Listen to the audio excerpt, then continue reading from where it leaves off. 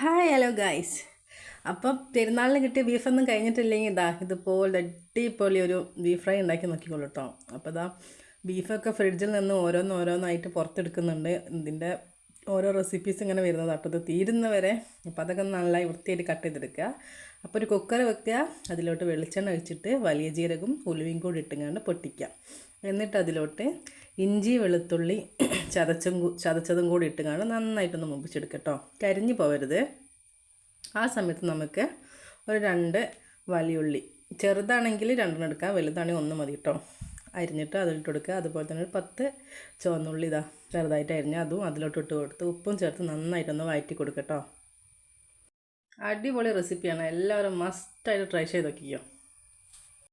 ഉള്ളിയൊക്കെ വാടുന്ന സമയത്ത് നമുക്ക് ബീഫിലോട്ട് ആവശ്യമായിട്ടുള്ള മല്ലിപ്പൊടി തീ കുറച്ച് വെച്ച് കരിയാത്ത രീതിയിലൊന്ന് വറുത്തെടുക്കണം കേട്ടോ.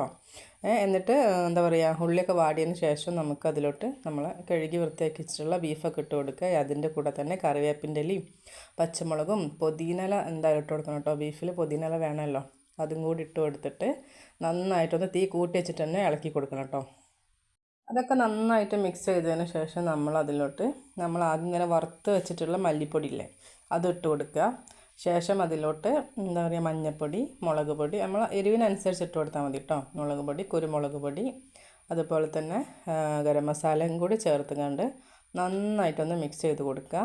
എന്നിട്ട് നമ്മൾ ഒരിത്തിരി വെള്ളം കൂടി ഒഴിച്ച് കൊടുക്കുന്നുണ്ട് കേട്ടോ. നമ്മൾ വറുത്ത ഇതില്ലേ, എന്താ പറയുക, മല്ലിപ്പൊടി വറുത്തെടുത്തില്ല, അപ്പോൾ ആ പാത്രത്തിൽ തന്നെ ആ പാനിൽ കുറച്ച് പൊടികളുണ്ടായിരുന്നു. അപ്പോൾ ഞാൻ അതിൽ തന്നെ കുറച്ചുകൂടെ വെള്ളം എടുത്തുകൊണ്ട് അതിലൊഴിച്ച് കൊടുക്കുകയാണ് ചെയ്തിട്ടുള്ളത്. അങ്ങനെ ഒഴിച്ച് കൊടുത്താൽ മല്ലിപ്പൊടിയും കൂടി ഇതിലോട്ട് പോരുമല്ലോ, വേസ്റ്റ് ആക്കേണ്ട ആവശ്യമില്ലല്ലോ. അങ്ങനെ ഒഴിച്ച് കൊടുക്കുക. കുറച്ച് വെള്ളം ഒഴിച്ചാൽ മതി, കൂടുതൽ വെള്ളമൊന്നും ഒഴിക്കേണ്ട. കാരണം ബീഫിൽ നിന്ന് ഓൾറെഡി വെള്ളം വരും ഉള്ളിയൊക്കെ ഇട്ടതുകൊണ്ടിട്ട്. അപ്പോൾ ഒഴിച്ചെടുത്തിട്ട് കുക്കർ അടച്ച് വെച്ചിട്ട് നമ്മൾ എന്താ പറയുക, ഫിസൽ ഒരു 4-5 ഫിസൽ വേണ്ടി വരും കേട്ടോ. 3 ഞാൻ കൂടുതൽ ഫിസൽ വെച്ചിട്ട് പിന്നെ തീ കുറച്ച് വെച്ച് കണ്ടാട്ടോ ബാക്കി ഫിസലിട്ട്. അപ്പം നന്നായിട്ട് വെന്ത് വരും. ഉപ്പൊക്കെ നോക്കുക ആ സമയത്ത് തന്നെ.